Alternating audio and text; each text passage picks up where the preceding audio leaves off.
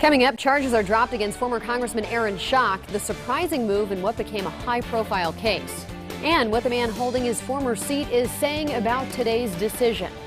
Good evening and thank you for joining us. I'm Lauren Langer. That's exactly where we begin. Former Illinois Rep. Aaron Schock appeared in court today for the first time since the U.S. Supreme Court declined to get involved in his corruption case. As Rebecca Brumfield tells us, a federal judge in Chicago made a surprise move in what has been a high-profile case against the rising star of the Republican Party. Rebecca. Lauren, that's exactly right. Federal prosecutors have agreed to drop all charges against Schock if he agrees to reimburse campaign committees and pay back taxes. This process has been years in the making. Schock and his team have cried foul since day one. Before the case was transferred to Chicago, the assistant U.S. attorney assigned to the case, Timothy Bass, withdrew from the prosecution team. The downstate Republicans' legal team accused Bass of misleading a federal judge and inappropriately inquiring about Schock's sexuality. Here's what the former congressman had to say today after the decision was made this morning. I do feel like I've been wronged in this process by a prosecutor who saw me as his ticket to stardom and who was allowed to go unchecked for many years at great expense to me personally, my family and friends, and yes, the taxpayers.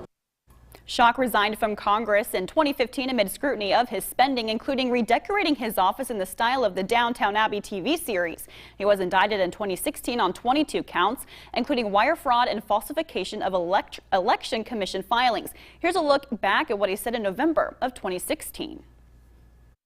For the past 19 months, the government has poked, prodded, and probed every aspect of my professional, political, and personal life. I am forced to join the millions of Americans who have sadly concluded that our federal justice system is broken and too often driven by politics instead of facts. In 2017, the first judge in the case recused herself, and 2 of the original 24 counts in the indictment were dismissed. By 2018, the initial team of prosecutors were removed following false statements made to a judge and questions about comments made during grand jury proceedings. Just a couple weeks ago, we found out that the same U.S. Attorney's Office was engaged in ex parte communication with the judge in my case about another criminal matter, and that's why we've now got a new judge. The case was originally filed in Central Illinois. The Justice Department transferred it to the prosecutors in Chicago just last year. Lauren. Rebecca, a big case and one we've been following closely given his ties to Central Illinois. Well, Republican Congressman Darren LaHood weighed in on the developments Wednesday, saying, quote, "This has been a long, expensive legal process for Aaron, and this misdemeanor plea will allow him to move on with his life. I wish him well." A loaded field of candidates are hoping to become a member of Peoria City Council next month. All 10 candidates will come face-to-face tonight for a public debate. Let's go live to Delon Dillard ahead of the forum with what to expect. Delon. Lauren, yeah, all 10 of those candidates will be gathering here on Bradley's campus in the Alumni Center. Take a look just over my shoulder. You can see the table with all 10 of the chairs where those candidates will be gathered at. We started with 15 candidates, and now we are down to 10 after last week's primary.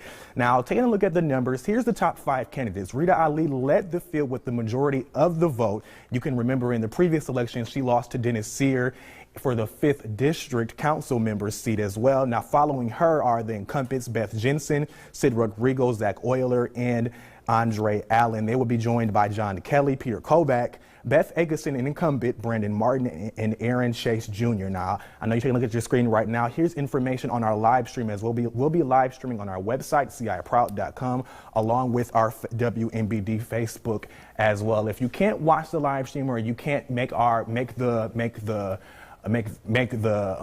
debate tonight, we will also be bringing you we'll be bringing you information, tonight on WMBD News at 10 from residents and neighbors here about information that they would want to know from the candidates tonight. Back to you. Delon, thank you. Flipping gears here. Firefighters are still investigating what caused a kitchen fire in a Peoria home this morning. 7 people who were inside at the time all escaped the fire on West Millman Street. Firefighters were called around 3:30 a.m. and found heavy smoke coming from the front of the house. It was put out within 10 minutes. Those inside the home were taken to the hospital. We are still working to learn their conditions. A historic building in the Twin Cities could soon see some changes. Rosario Dominguez joins us in the studio to tell us what Bloomington neighbors may soon be able to experience. Rosario. Lauren, State Farm has entered into a purchase agreement with an anonymous buyer for its former downtown building. This is a tentative agreement, and if all goes well, they hope to close the deal this summer. And according to the potential buyer's broker, they are interested in buying this building because it's unique and has a lot of history. They like the fact that it's been kept in good shape, and they see potential to do something different. It's an owner and operator of apartments, offices, retail, and mixed-use developments. They have extensive experience in adaptive reuse, redevelopment of buildings. It's, someone with a lot of experience in the market. The anonymous buyer is thinking of using the first floor for retail and restaurant space, and with the State Farm's permission, they have already started marketing the property for potential tenants. Lauren. Rosario, thank you. Severe weather may not be in the near forecast, but it's always important to be prepared. In the past 25 years, the month of March has only averaged 3 tornadoes. But April, May, and June are when the number of tornadoes ramps up. Chief Meteorologist Chris Yates says this is the time to prepare. No reason to wait until we get that first tornado watch of the year issued.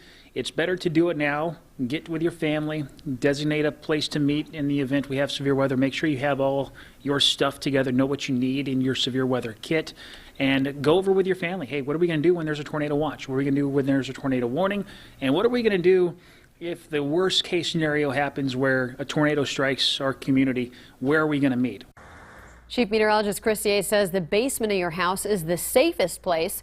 And if you don't have a basement, seek shelter in an interior room like a bathroom or closet, something without windows. In preparation for severe weather season, WMBD's Matt Sheehan explains how having an emergency preparedness kit in your home can keep you and your loved ones safe. Well, it's Severe Weather Preparedness Week, and I'm here at the American Red Cross with Julie Crutcher. Thanks for joining us. Julie, what are a couple of things that people at home need to know to have in their survival kit? Sure, we have a first aid kit here that I always tell people they need to have during any type of severe weather. A couple things I think are really important are things for kids to do. I mean, sometimes the parents kind of forget that the kids, they kind of get anxious as they're sitting in the basement waiting for the whistle to stop blowing or the storm to blow by. And so this is great to kind of keep the kids occupied a little bit. We definitely recommend water and snacks and a first aid kit, a blanket, maybe some shoes too, an extra change of clothes couldn't hurt either, and maybe a couple things for pets too. I see a flashlight as well, Yes, in case sure. the power goes out. Sure, extra batteries too, because kids will probably want to play with these because if the electricity goes out, it will be dark in your basement. So yes, absolutely. And how about, food and water? Yes, definitely. We have snacks in here. We kind of just recommend keeping snacks that will not go bad in your kit. That way you can just always keep them in here. Chewy bars. Yeah, Good. granola bars, yes, Great. and definitely some water. You can even put juice packs in here for the kids. Okay, and have, a blanket or A two blanket or in case two. it gets cold. Yes, in case your electricity goes out and the kids want to cuddle underneath of a blanket. We have a pocket weather radio. We also recommend a NOAA weather radio is great too, with some extra batteries. That way you can kind of listen to where the storm's at and when your area is out of danger. Well, definitely. Well, thank you for all that information. We'll keep you updated throughout the night with more information that we get. Back to you in the studio. All right, Matt, and it's a good time to assemble that emergency kit. Well, coming up, risky business, the online scams the Better Business Bureau is warning you about and how you can avoid falling victim. Plus, what parents need to know about choosing the right car seat and also what they should keep in mind when it comes to car seat expiration dates.